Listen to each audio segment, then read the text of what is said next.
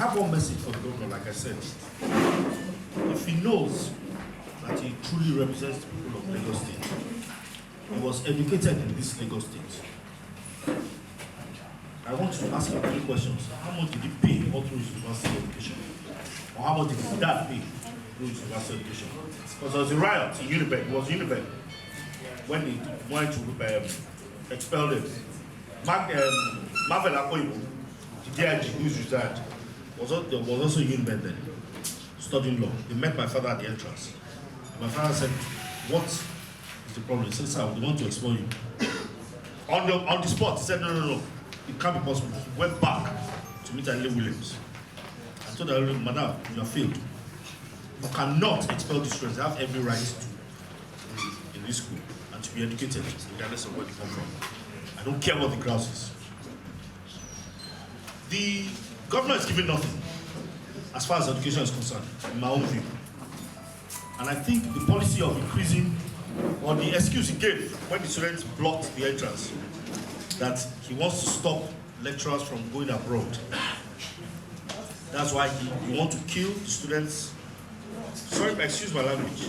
Because from the way I understand it, students will be paying 250, 350 as school fees. And you want to be using that money to pay lecturers. So let's assume that the students don't have money to pay. The lecturers won't be paid. That's the implication of that statement. It's a statement that is not expected of a senior advocate. I'm a lawyer, and I know what is right and what is wrong, legally and otherwise.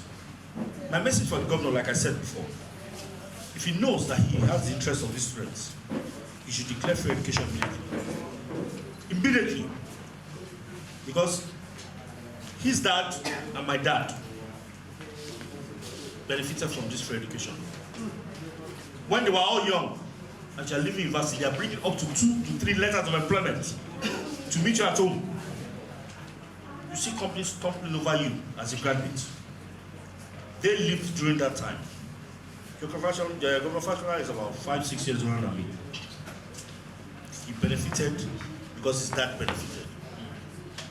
All thanks to Abu, the selfless man, who could have put the University of Ife at Ikene or the University of Ibadan, where it is now, transferred it to Ijebu. But he didn't do that. He looked at what was best for the masses. Yes. And everyone that went to Ife is a shining example. Everyone that went to UI, whether Igbo, Hausa, Yoruba, is a shining example. And these people tell us, I tried the Governor Fashola, he wears the Abu cap. That's at least sort to the memory of that man. Because I knew that man. I met him between the ages of 4 and 6, more than 10 times, because my dad was the secretary. All on this issue of free education. And if I could do it with cocoa money, I don't see why Fashola cannot do it with oil money and internet generation revenue.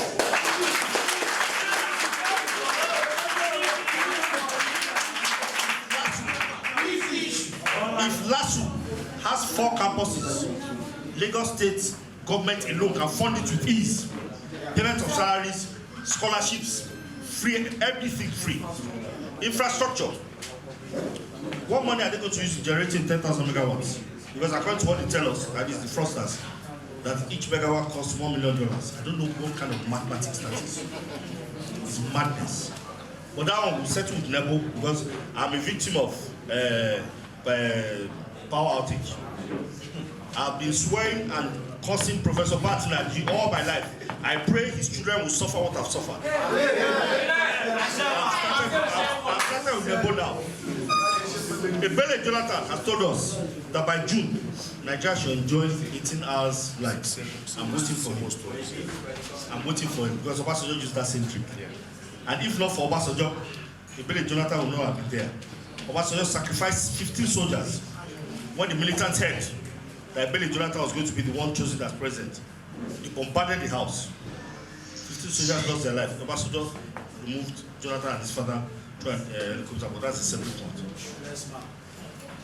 When I was a young boy, Lagos State Luth used to train Egyptians. I was delivered by an Egyptian doctor who was doing his residency, supervised by Professor Jubril Loinei and Dr. Refalamo.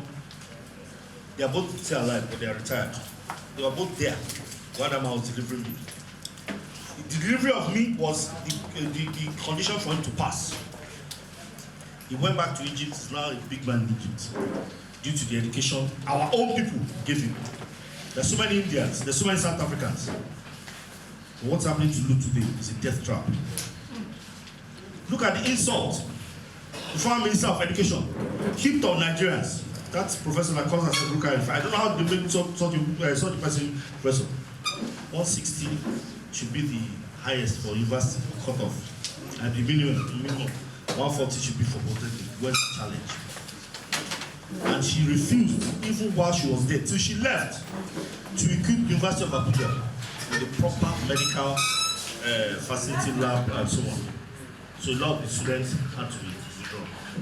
So the fight now is not just with Fashola alone, it's with everybody. On Workers' Day, I'm challenging, the Vice Secretary of, or the Vice, Jaff is here.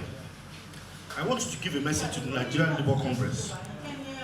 As long as government is involved, I'm ready to go anywhere. I am ready to face anybody.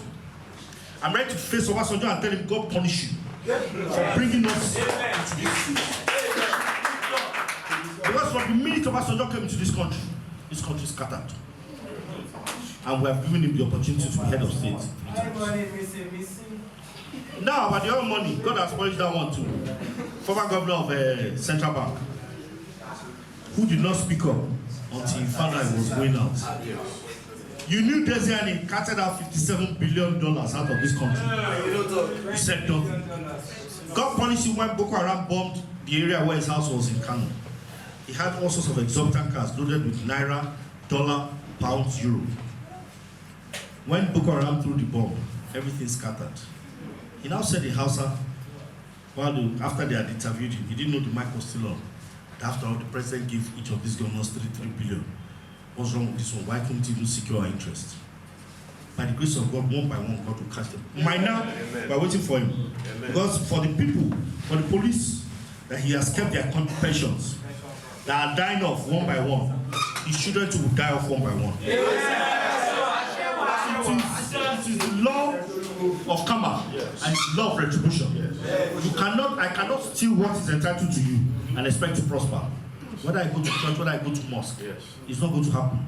All the leaders, all the Islamic leaders who are there when they were slaughtering those people, those Yobe State students, they would also slaughter their children. Then they will know what it feels like. If you don't want to be educated, sit in your house.